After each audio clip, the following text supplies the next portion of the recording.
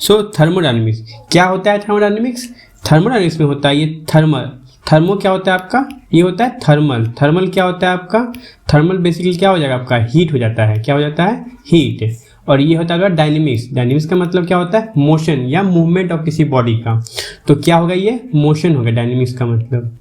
तो दोनों कंबाइन होकर क्या बनता है? हीट का मोशन या वर्क का मोशन। ठीक है, हीट के मोशन से वर्क प्रोड्यूस होता है, वर्क के कारण हीट प्रोड्यूस होता है, वाइस वर्सा। थर्मोडायनेमिक्स हम लोग जो पढ़ते हैं तो बेसिकली क्या पढ़ते हैं? हीट एंड वर्क के बारे में, इसके फिनोमेना के बारे में पढ़ते हैं, कैसे ये काम करता है। हीट के कारण वर्क प्रोड्यूस होगा, वर्क के कारण हीट निकलेगा। ठीक है, तो ये हो गया आपका मोशन ऑफ हीट। ठीक है, तो ये हो गया आपका थर्मोडायनेमिक्स।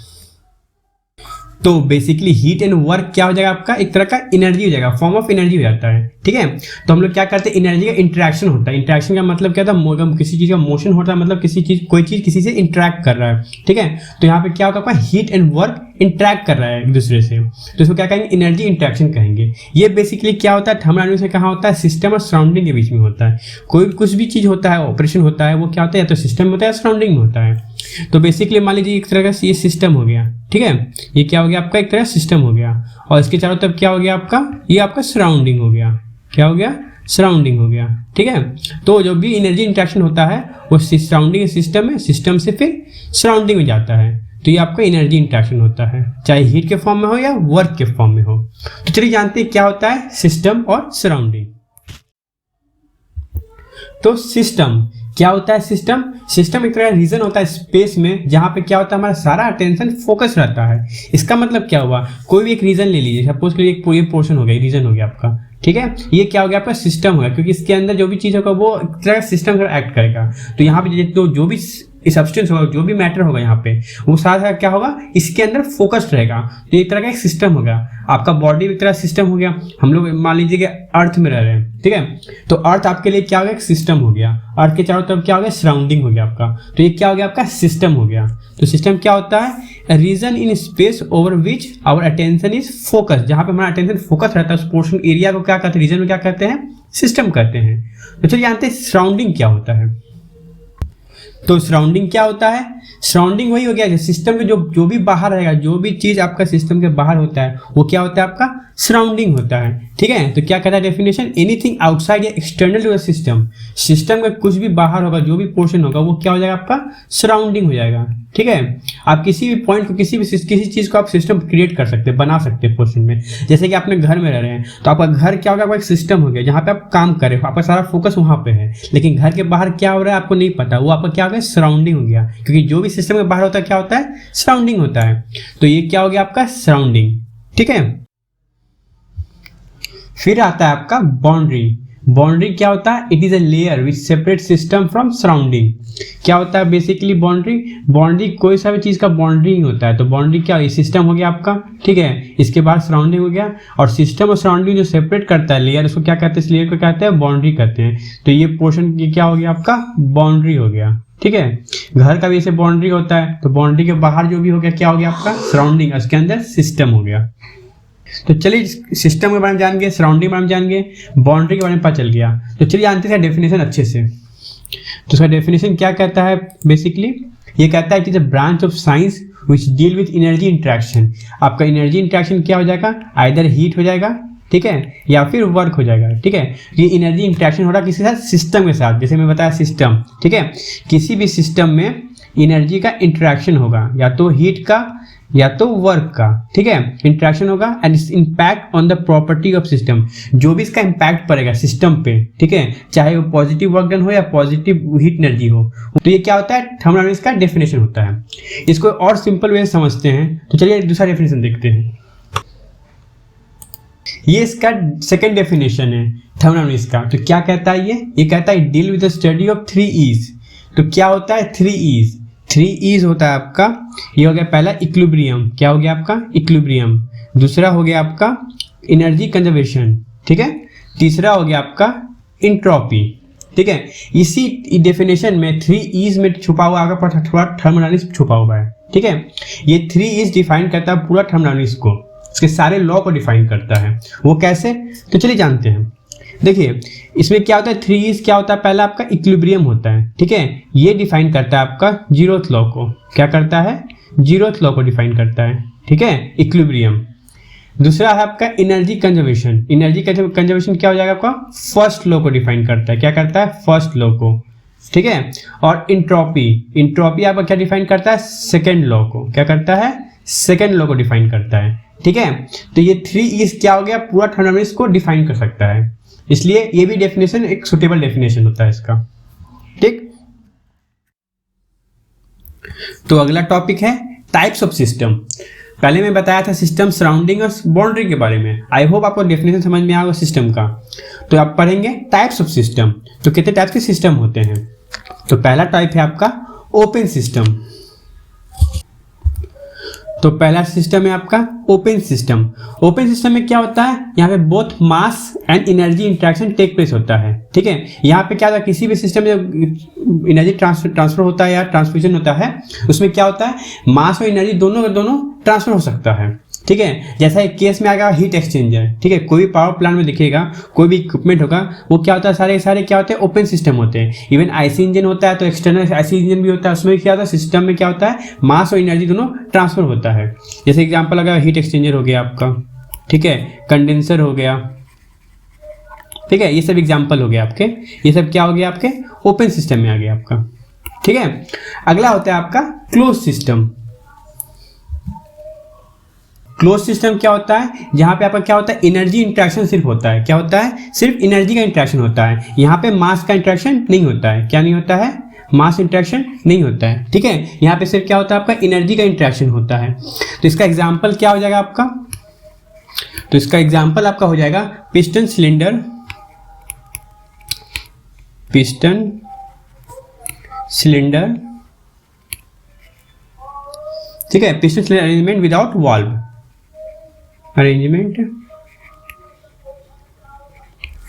विदाउट वाल्व, ये आपका क्या हो जाएगा, क्लोज सिस्टम में आ जाएगा, ठीक है। यहाँ पे क्या होगा, सिर्फ एनर्जी और एनर्जी का ही इंट्रैक्शन होगा या ट्रांसफर होगा, मास का कोई ट्रांसफर नहीं हो सकता, ठीक है। तो ये हो गया आपका क्लोज सिस्टम। अगला क्या है आपका आइसोलेटेड सिस्टम। तो आइसोलेटेड सिस्टम में क्या होता है आपका, आइसोलेटेड सिस्टम में क्या होता है, ना ही मास और एनर्जी दोनों क्या होता है आपका जीरो होता है, ट्रांसफर नहीं होता है, दोनों ट्रांसफर नहीं हो सकता, ठीक है। ऐसा एक सिस्टम है जहाँ पे क्या होता है, मास भी ट्रांसफर नहीं कर सकते हम लोग और एनर्जी को ट्रांसफर नहीं कर सकते। ऐसा क्या हो सकता है, नॉर्मली ठंडे के दिन में क्या होता है, गर्म पानी पीते हैं तो गर्म पानी स्टोर करने के लिए क्या होता है, आइसोथर्मल फ्लैक्स होता है ना, तो वो आपका क्या हो जाएगा, आपका आइसोलेटेड सिस्टम हो जाएगा। तो एग्जाम्पल हो गया आपका थर्मल फ्लैक्स, ठीक है, ये हो गया आपका आइसोलेटेड सिस्टम में। एक अगला एग्जांपल अगर देखा जाए तो एक यूनिवर्स भी आपका क्या होता है, आइसोलेटेड सिस्टम होता है। क्या होता है, आइसोलेटेड सिस्टम होता है, ठीक है। वहां पे भी मास एनर्जी इंटरेक्शन नहीं हो पाता क्योंकि एक तरह वैक्यूम क्रिएट हो जाता है एक पोर्शन में। तो यूनिवर्स को कह सकते हैं आइसोलेटेड सिस्टम, ठीक है। तो ये हो गया आपका टाइप्स ऑफ सिस्टम। तो अगला टॉपिक है आपका कंटिन्यूम अप्रोच या मैक्रोस्कोपिक अप्रोच कहते हैं इसको। तो क्या कहता है डेफिनेशन कंटिन्यूम अप्रोच का, तो कंटिन्यूम अप्रोच का मतलब क्या हो गया, एक तरह से वर्ड ही डिफाइन करता है कि कंटिन्यूअस, क्या है, कंटिन्यूअस, ठीक है। तो ये क्या हो गया, एक तरह कंटिन्यूअस हो गया, कंटिन्यूअस एंड होमोजीनियस कहते हैं इसको। क्या कहते हैं, कंटिन्यूअस और होमोजीनियस, ठीक है। तो कंटिन्यूम अप्रोच क्या होता है, किसी भी मैटर में, ठीक है, किसी भी मैटर को, ठीक है, इसमें क्या होता है, एटम या मॉलिक्यूल्स होता है, उसको हम लोग कंटिन्यूस ट्रीट करते हैं बिना किसी गैप के। जैसे कि अगर देखा जाए कि किसी भी एटम को अगर हम लोग माइक्रोस्कोपिक लेवल में देखेंगे, ठीक है, तो क्या होगा, कुछ डिस्टेंस गैप दिखता है हमें, क्या दिखता है, कुछ डिस्टेंस गैप दिखता है, ठीक है। अगर इसी मैटर मॉलिक्यूल को अगर हम लोग बहुत ही दूर से देखेंगे, ठीक है, नॉर्मल आई से देखेंगे, ठीक है, माइक्रोस्कोपिक लेवल से नहीं देखेंगे, ठीक है, नैनो स्केल से नहीं देखेंगे, ठीक है, नॉर्मल स्केल से देखेंगे, तो क्या होगा, कोई भी आइटम क्या दिखेगा, इस तरह दिखेगा। कोई भी सॉलिड बॉडी क्या दिखता है, एकदम क्लोजली पैक्ड दिखता है, ठीक है ना, बिना विदाउट एनी गैप। लेकिन अगर इसको नैनो स्केल या माइक्रो स्केल में देखेंगे, क्या होगा, इसका थोड़ा सा गैप दिखेगा। तो ये गैप जो होता है दो एटम के बीच में, इसको क्या कहते हैं, रिप्रेजेंट करते हैं, लेमडा से रिप्रेजेंट करते हैं। क्या होता है लेमडा, आपका लेमडा हो जाता है आपका मीन फ्री पाथ, ठीक है। लेमडा आपका क्या हो गया, mean free path. Mean free path क्या होता है, किसी भी दो एटम का सक्सेसिव डिस्टेंस को कहते हैं मीन फ्री पाथ। क्या, किसी भी दो एटम के बीच के सक्सेसिव डिस्टेंस को क्या कहते हैं, मीन फ्री पाथ कहते हैं। ठीक है, कोई भी दो एटम हो गया आपका, ये दोनों एटम हो गया, इसके बीच का सक्सेसिव डिस्टेंस हो गया आपका, ठीक है, एक दूसरे के ऊपर डिपेंड रहता है डिस्टेंस, तो उसको क्या कहेंगे हम लोग, लैम्डा कहेंगे। इसको क्या होगा, मीन फ्री पाथ होता है। मीन फ्री पाथ को कैलकुलेट कैसे करते हैं, कुंडसन नंबर से। ठीक है, कुंडसन नंबर, इसको डिनोट करते हैं हम लोग kn से। ठीक है, क्या होता है कुंडसन नंबर, kn होता है आपका लेमडा अपॉन l। ये लेमडा तो हो गया मीन फ्री पाथ, हो गया मीन फ्री पाथ। ठीक है, और ये l हो गया आपका क्या, कैरेक्टरिस्टिक्स लेंथ। क्या हो गया आपका, कैरेक्टरिस्टिक्स लेंथ हो गया आपका। ठीक है, ये हो गया आपका कैरेक्टरिस्टिक्स लेंथ। तो ये क्या हो गया आपका मीन फ्री पाथ। ये पता कंटिन्यूम अप्रोच को हम डिनोट करेंगे अगर, तो कैसे करेंगे, कुंडसन नंबर से पता चलेगा हम लोग को। ठीक है, तो इस केस में क्या होता है, हम लोग अगर सपोज कर लिए कुंडसन नंबर वैल्यू क्या हो गया आपका, kn का वैल्यू अगर 0 हो गया, दैट मीन्स इससे क्या डिनोट होता है, इससे ये पता चलता है कि लेमडा का वैल्यू भी आपका 0 हो जाएगा। अगर लेमडा का वैल्यू आपका 0 हो गया तो इस केस में क्या होगा, ये जो एटम है आपका, ये जो सक्सेसिव एटम बना हुआ है इस तरह का, ठीक है, ये जो एटम है यहाँ पर डिस्टेंस होगा इसके बीच का, क्या है, लेमडा 1 लेमडा 2, ये वैल्यू क्या हो जाएगा आपका 0 हो जाएगा। तो इस केस में क्या हो जाएगा आपका, ये क्या हो जाएगा, पूरा एटम, पूरे के पूरे एटम क्लोजली पैक हो जाएंगे, एक दूसरे से स्टिक हो जाएंगे। ठीक है, ये क्या हो गया आपका, कंटिन्यूस फॉर्म हो गया। क्या हो गया आपका, कंटिन्यूस फॉर्म हो गया। ठीक है, तो यहाँ पे क्या होता है, इस केस में क्या होता है, कंटिन्यूम वैलिड होता है। क्या होता है आपका, कंटिन्यूम जो कंडीशन है वो क्या होता है आपका, वैलिड होता है। ठीक है, किस केस में, जब लेमडा वैल्यू 0 होगा, दैट मीन्स क्या होगा, पूरा पूरा एटम मॉलिक्यूल क्या होगा, कंटिन्यूस फॉर्म में आ गया, एक होमोजेनियस फॉर्म में आ गया ना। तो यहाँ पे क्या होगा, ये कंटिन्यूम वैलिड होता है। अगर इसको ग्राफ से समझाते हैं इनको, देखिए, ठीक है, सपोज के लिए ये पोर्शन हो गया आपका,